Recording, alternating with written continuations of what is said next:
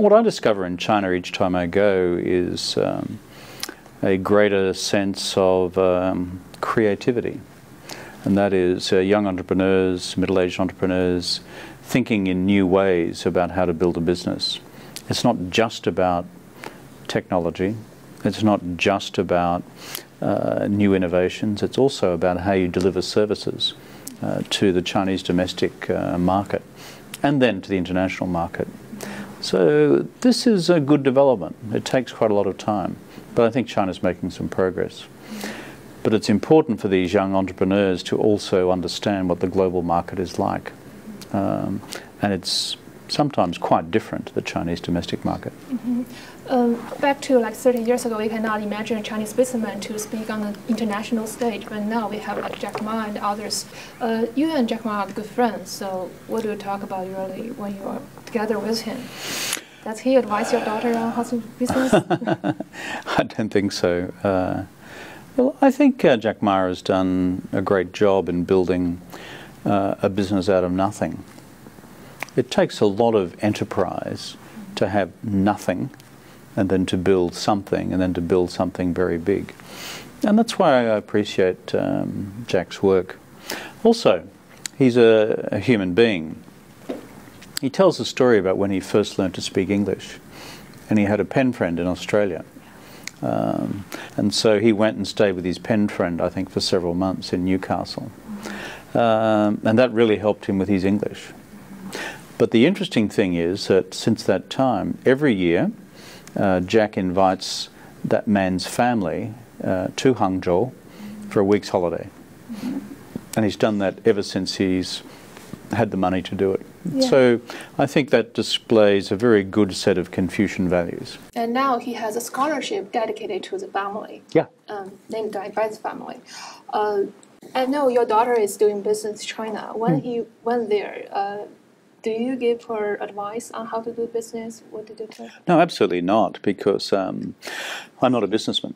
And my wife is. She's very smart, much smarter than I am. And she has developed a business since she was in her 20s. So my wife and my daughter, they talk business all the time. And my wife has spent a long time living in China. So the secret of the brains in our family is the women, okay? Not the guys like me. In terms of how to deal with Chinese people, what do you tell? Because I saw your daughter is doing very good in China, actually, so maybe she learned something from you. No, she does it all herself. I've never approved a single script of hers. In dealing with Chinese people, I mean, our simple approach as a family has always been just be very friendly, very polite, and just be honest, which is, we're good at this product is fine, this approach is okay, this policy is a good policy, in the case of governments. Because trust is a very rare thing, and you cannot abuse trust. So the only thing I've ever said to my daughter is, you must look after your customers, because they put some trust in you, and therefore you've got to return that trust.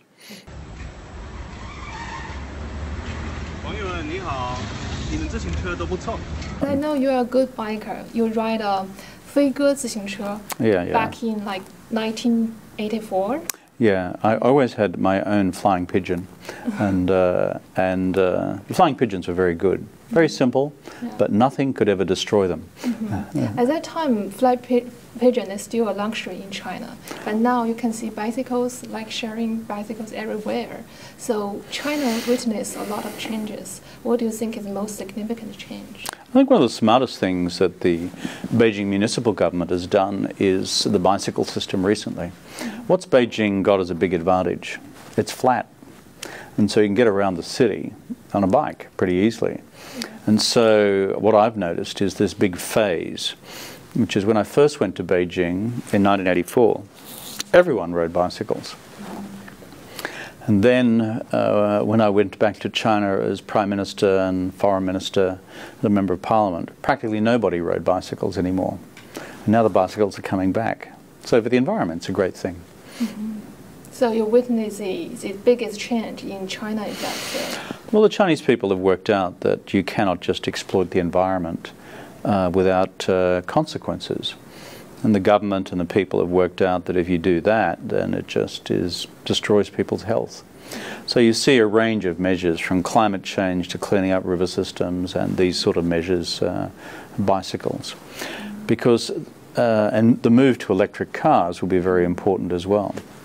If everyone in China was to own a petroleum-based motor vehicle, 1.4 billion of them, frankly, I think you'd strangle China to death.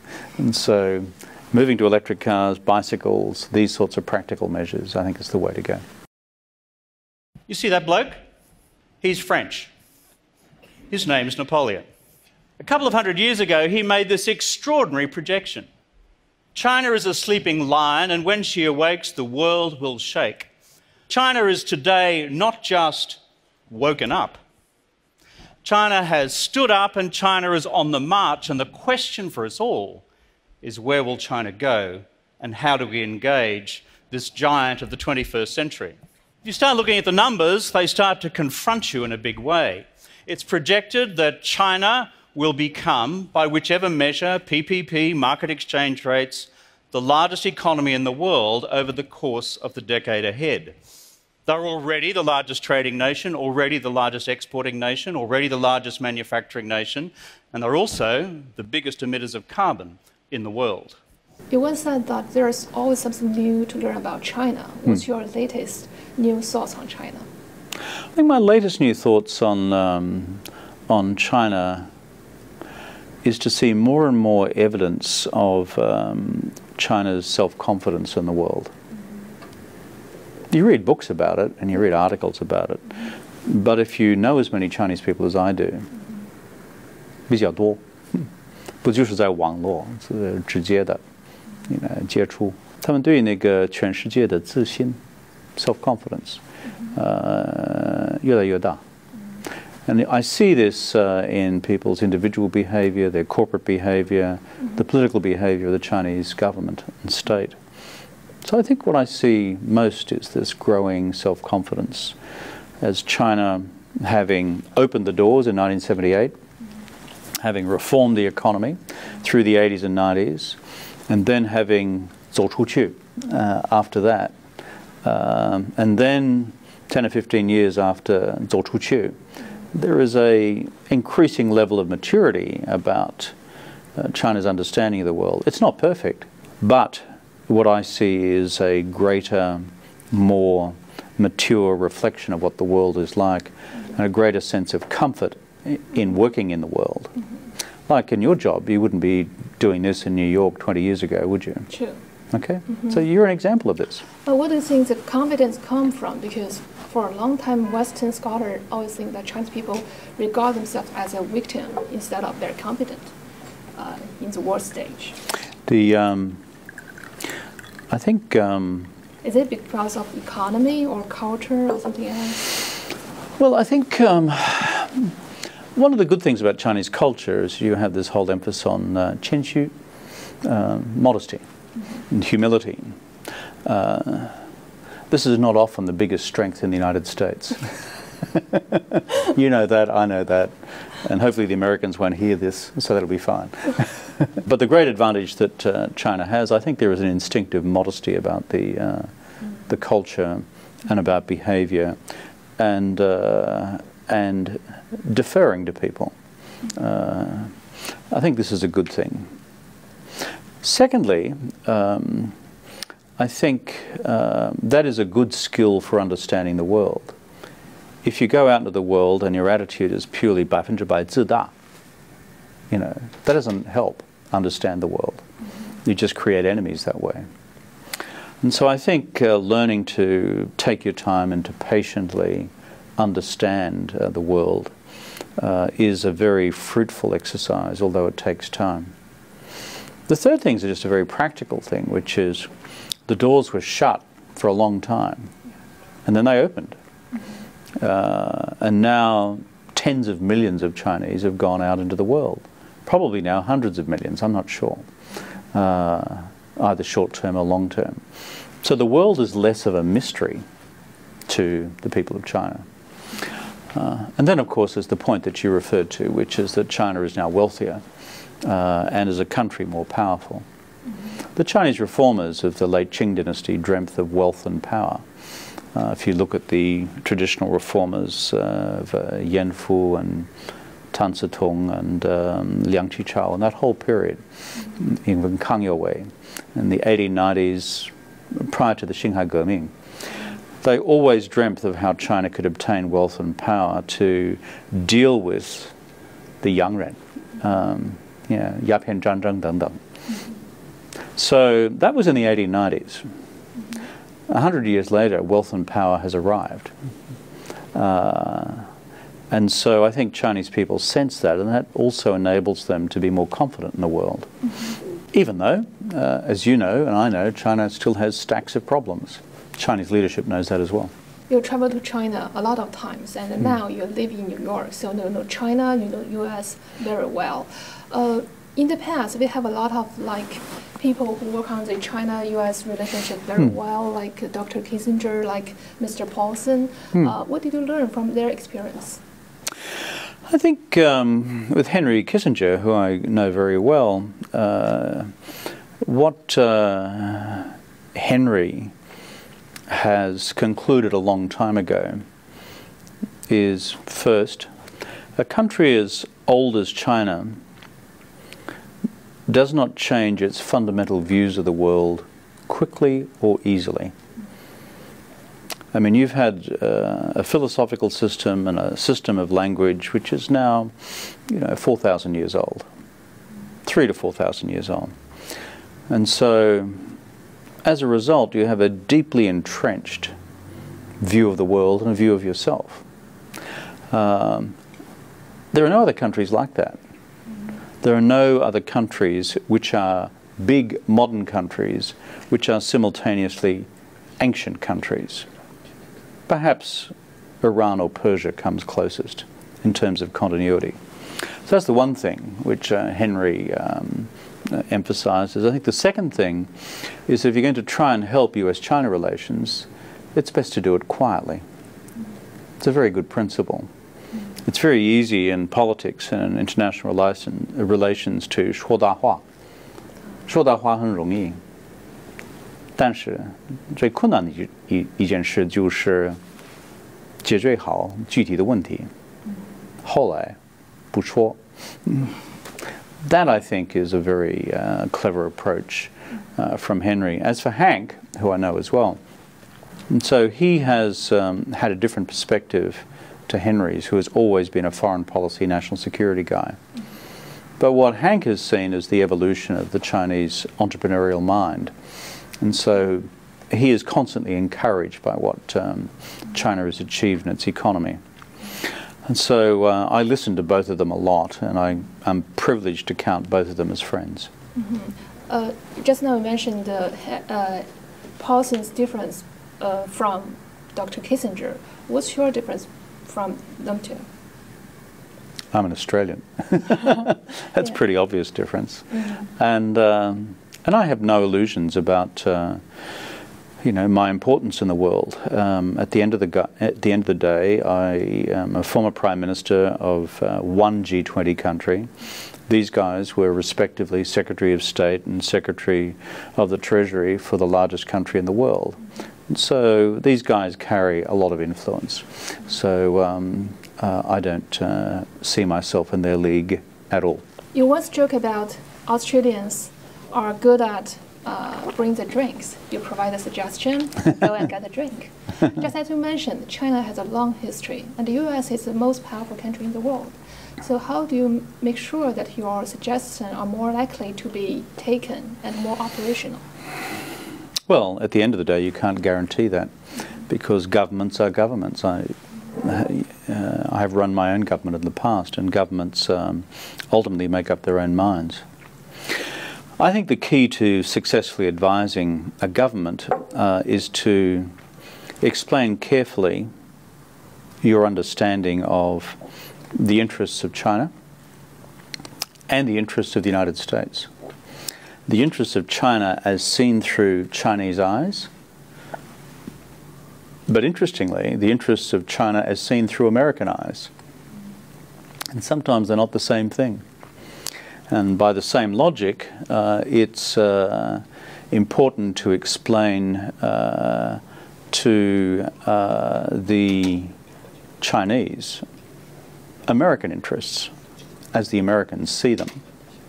So I think half the battle is in removing this problem of perceptions. Some of them are objective difficulties, where it's not a problem of language and culture. I agree with you that you are in a great place to talk to both sides in a way. But you're Sometimes. But you're not a Chinese, not America. You can see it. 100%大鼻子，不算是中国人。 Have you ever come across a situation where you have like an outsider dilemma or like a trust crisis? The outsider dilemma. Well, Australians generally have an outsider dilemma because we're the only Western country in Asia. And so we're kind of used to this outsider dilemma. Oh, there's New Zealand too.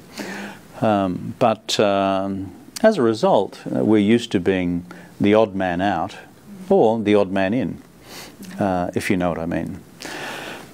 I think the key, there's one advantage in being an Australian in Asia relative to other Westerners.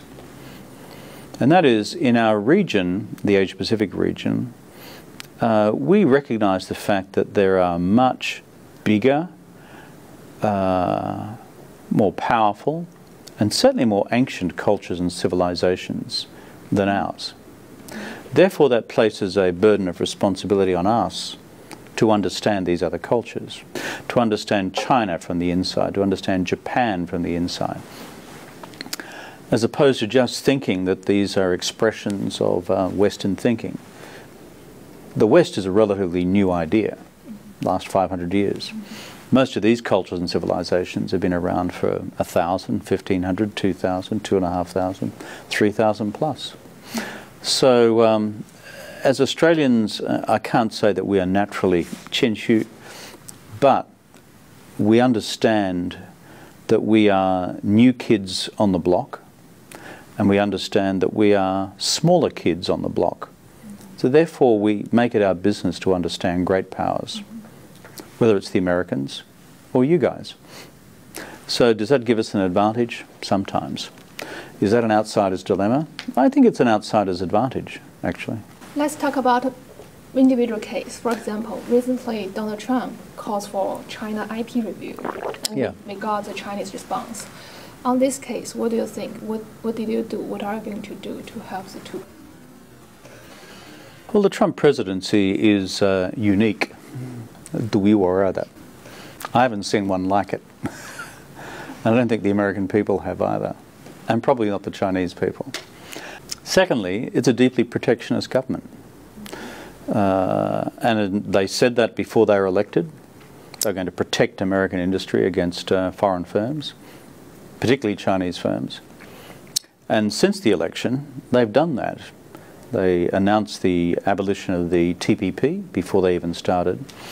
And now they're beginning to take measures against China. So what can be done about it by people like us?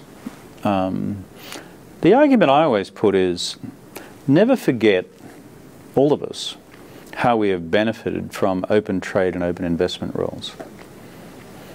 Asia, including China, 30 years ago, while not poor, was certainly not rich. The big thing that's changed it is the whole wealth that has come through open trade and investment between the countries of the region and between the region and the United States, between the region and Europe. So people often forget this, that in decades past, our part of the world was not all that prosperous. But it's prosperous now because of open lines of commerce and investment and trade, and business, and technology flows and capital flows. So that's the first thing we emphasize, which is, and the second thing we emphasize is, it's very easy to trigger a trade war, which becomes an investment war, which becomes an economic war. And once you do that, our collective wealth collapses. So what we try to do is just to emphasize these two basic truths in our dealings with the Chinese and with the Americans. Will we have an effect or not? I do not know.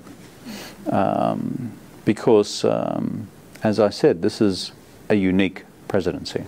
So do you think protectionism or populism is only a short-term phenomenon or a beginning of a major, larger global trend? My attitude is not one of making broad predictions, partly because I'm still, if you like, a political activist, which is I want to see changes in a positive direction. And so I believe it lies within the grasp of the Chinese government, the European governments, and the government of the United States to make the right decisions for the future, to keep economies open, to keep societies open, to keep markets open. Will they have the political resolve to do that? Well, that's the reason Macron was elected. And that's a reason why the far-right parties in the Netherlands were not elected. And that's why the far-right parties, even in Britain at the last general election, failed. In the United Kingdom Independence Party, UKIP. So you see, it's not just one trend towards protectionism. It's a very mixed trend. If you look at the opinion polling in Europe, it's fascinating. 77% of Europeans want to remain within the European Union. No, 77. 77%，那是比较多嘛。And so the whole idea that concerns about cultural identity and protecting your culture equals closing the doors to global trade and investment is a false equation. In Europe, if you look at the opinion poll data carefully, 那是民意调查很清楚呢，一部分的那些因素都是我要保护我本人的我本地区的文化，与此同时呢，不一定等于保护我们的经济，或者采取那个保护主义方面的那个贸易措施。So it's a complex question. I think if policymakers can recognize the difference, we can protect our cultures, that's fine.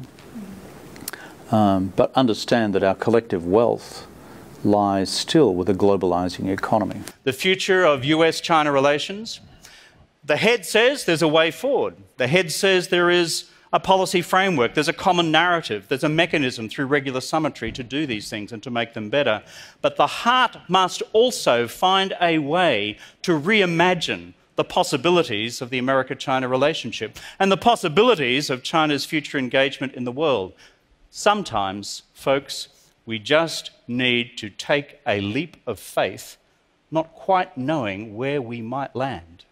Is that your mission or your core value? No, I think if I've got a core mission or a core value, it's how can you bring about a set of circumstances where political leaders around the world change their thinking about the inevitability of conflict. Because in the back of the mind of most political leaders is a view that history teaches us that conflict is inevitable. So how can you change that? And that for me is a question of deep national psychology.